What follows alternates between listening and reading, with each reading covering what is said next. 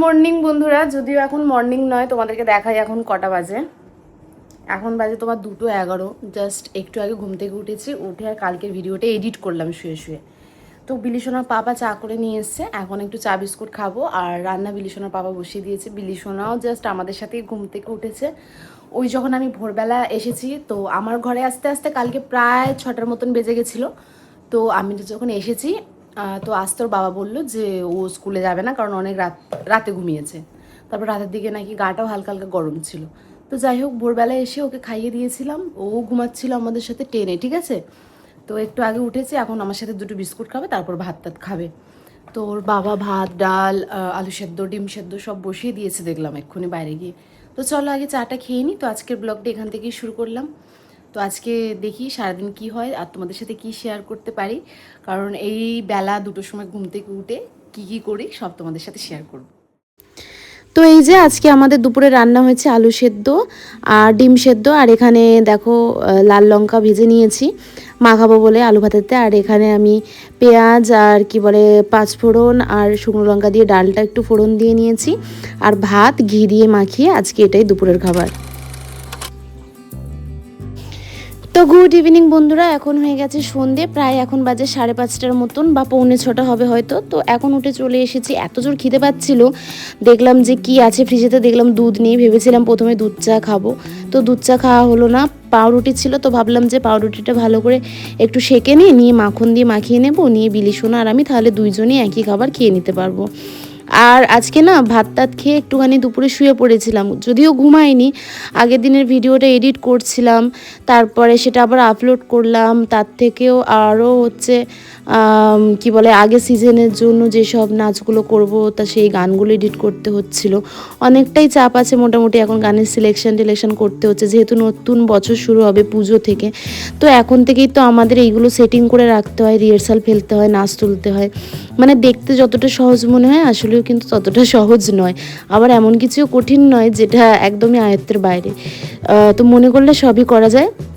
তো যাই হোক, ওইসবই করছিলাম। তারপরে উঠে এসে এই যে খাবার দাবার রেডি করে নিচ্ছে এখন খাওয়া দাওয়া করবো বলে।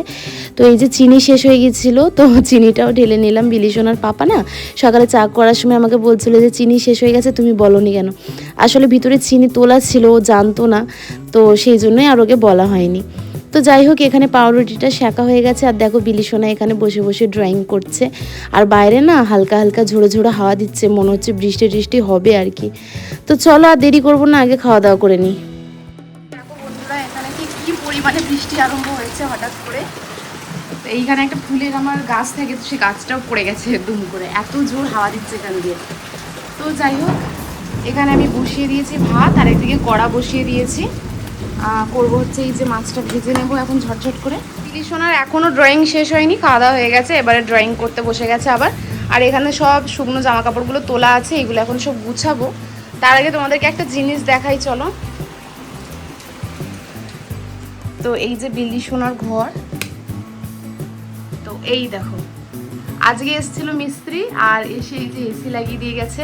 আর এই যে ঘরের অবস্থা খুব খারাপ, কারণ ওরা এই বিকেলের দিকে গেল আর কি, দুপুর থেকে লাগাচ্ছিল, এখনো কিছু পরিষ্কার করা হয়নি। বিলিসোনা আবার এইখানটা এসে বসেছে, ঠিক আছে। ও বাইরেতে এখানে বসেছিল, কিন্তু কারেন্ট চলে গেছে, সেই জন্য আবার এখানে এসে বসেছে। আর এখানে ওর ঠাম্মা ঘুমাচ্ছে, আমার শাশুড়ি ঘুমাচ্ছে, আর এখানে বিলিসোনা বসে আছে। তো এইদিকে তো এই যে তোমরা দেখলেই যে এখানে কিন্তু মাছ আর ভাত বসিয়ে দিয়েছি। বাইরে প্রচুর পরিমাণে বৃষ্টি হচ্ছে, তো এখন এখানে কিছু জামা কাপড় আছে, তো চলো এগুলো গুছিয়ে নিই। আর জানো তো আজকে যেহেতু বৃহস্পতিবার, কালকে শুক্রবার আর পরশুদিনই শনিবার। তো পরশুদিন যেহেতু তোমার জামাই ষষ্ঠী, তো আজকে বিকালবেলা আমাদের একটু কেনাকাটা করতে যাওয়ার কথা হয়েছিল আর কি।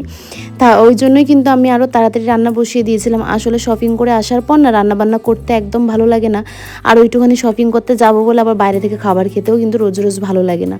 তো সেই জন্য আমি এখানে ভাত টাত সব বসিয়ে দিয়েছিলাম ঝটঝট করে, যে সব কাজ টাজ মিটে গেলে একদম 7টার দিক করে আমরা বেরাবো। আর বিলিসোনার পাপা গিয়েছিল ইভিনিং ডিউটি, মানে দুপুরবেলা আর কি, 2টো থেকে ডিউটি থাকে ওদের, ওই মানে 8টা পর্যন্ত থাকে। তো ও 6টার দিক করে বেরিয়ে পড়তে পারে আর কি, তাড়া থাকলে বা কোনো এমার্জেন্সির কাজ থাকলে। ও বলেছিল 6টা 7টার দিকে বেরিয়ে যাওয়ার চেষ্টা করব, তুমি রান্নাবান্না করে রেডি হয়ে থাকবে। তো সবে ও আমাকে ফোন করে বললো যে তুমি রেডি হও, 6:30টার মতন বাজে তখন। আর এদিকে ঝমঝম করে বৃষ্টি, জানো তো, মানে সেই কথাই আছে না, কপালে নেই তো ঘি ঠকঠকালে হবে কি, ওই আর কি। তো আজকে ভেবেছিলাম একটু কেনাকাটা করতে যাব, জামাই ষষ্ঠীর কেনাকাটাটা আজকে মিটিয়ে নেব, কিন্তু সেটা হলো না। আর কি আর করবো, কিছু করার নেই। তো এখানে বসে আমি এখন জামা কাপড়গুলো সুন্দর করে সব গুছিয়ে নিচ্ছি। আর রান্নাবান্না কিন্তু এখনও হয়নি, মোটামুটি আমি ওই ভেবেছিলাম মাছটা ভেজে আর তোমার ভাতটা করে দিয়ে চলে যাব, এসে যাই হোক খেয়ে নেবো আর কি। একটু আলু সেদ্ধ করে নেবো বা একটু আলু ভাজা করে নেবো, মাছ ভাজা থাকলে আর কিছু লাগে না, মাছ ভাজা দিয়ে ভাত খাওয়া হয়ে যায়। তো দেখা যাক, এখন তো আর যাবো বলে তো সেরকম কোনো কথাবার্তা নেই, প্ল্যান তো ক্যান্সেল হয়ে গেল। আর ভাবছি ঘরদোরের কাজকর্মগুলোই সব এখন মিটিয়ে নেব।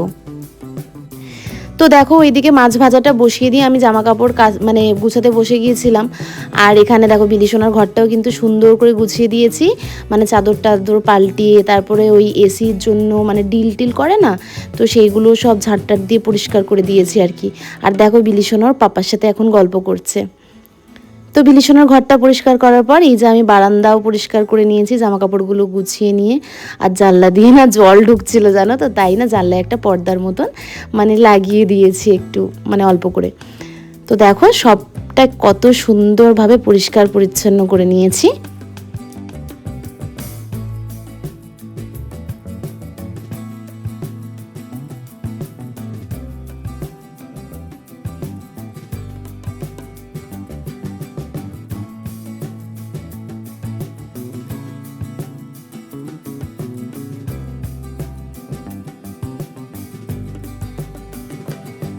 এই যে রান্নাঘরে দেখো অনেকটাই কাজ এগিয়ে গেছে, ভাত হয়ে গেছে আর দুপুরে একটু ডাল ছিল, তো এই ডালটাই গরম করে নেব খাওয়ার জন্য। আর এখানে এই যে একটু রসুন কেটে রেখেছি, টমেটো পেঁয়াজ, আর এই যে আলু কেটে রেখেছি, মাছের ঝাল করব আলু দিয়ে। তো এই যে এখানে মাছ ভেজে রাখা আছে। তো এই দেখো তোমাদেরকে যেটা দেখাচ্ছিলাম, এই যে এই ফুল গাছটা না এইখানটা করে রাখা ছিল, ঠিক আছে, এত জোরে হাওয়া দিয়েছে ধপাস করে নিচে পড়ে গেছে, সেই জন্য আবার এখন এইখানটা করে নিয়ে এসে রেখেছি। তো এই দেখো এই বেলারও অল্প একটু ভাত আছে, এটাও খেয়ে নেবো, দাঁড়াও ঢাকা দিয়ে দিই।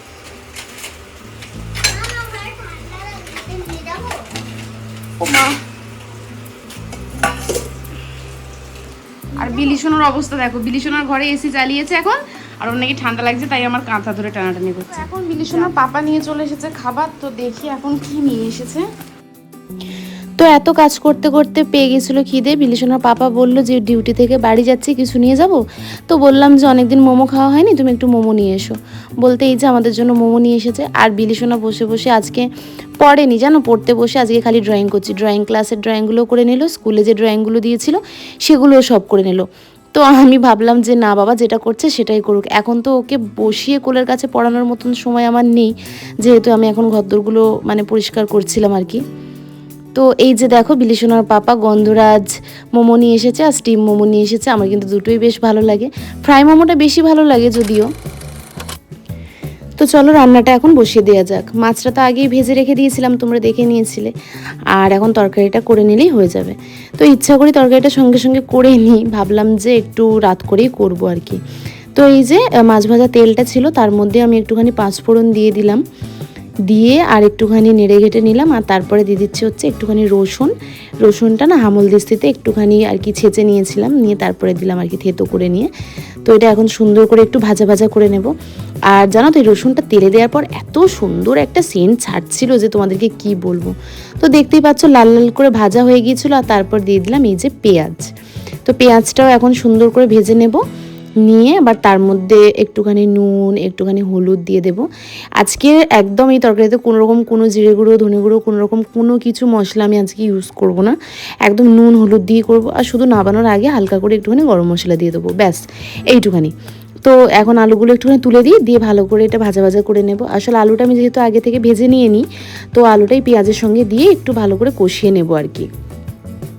তো বিলিশনার পাপা বলছিল বিকেলবেলা মাংস আনবে, তো আমি আবার বললাম যে না, মাংস আনার দরকার নেই, মাংস খেতে একদম ভালো লাগছে না। তো এমনিতেই আমাদের মানে প্ল্যান হয়ে আছে শুক্রবার দিন রাত্রেবেলা মায়ের বাড়িতে চলে যাব, শনিবার দিন জামাই ষষ্ঠী খাওয়া দাওয়া করে শনিবার দিন রাত্রেবেলা আবার ব্যাক করব। আসলে সকালবেলা হলে কি হয় বলো তো, রোদের মধ্যে না যেতে আসতে আমাদের খুব সমস্যা হয় বাইকে করে, আর যেহেতু অনেকটা রাস্তা সেই জন্য রোদের মধ্যে খুব কষ্ট হয়। ওই জন্য আমরা প্ল্যান করেছি যে এইবার আমরা সন্ধে বেরিয়ে যাবো, মানে কালকে সন্ধেবেলা আমরা চলে যাব মায়ের বাড়িতে, আর পরশু দিন সন্ধেবেলা জামাই ষষ্ঠী খেয়ে আবার ব্যাক করব।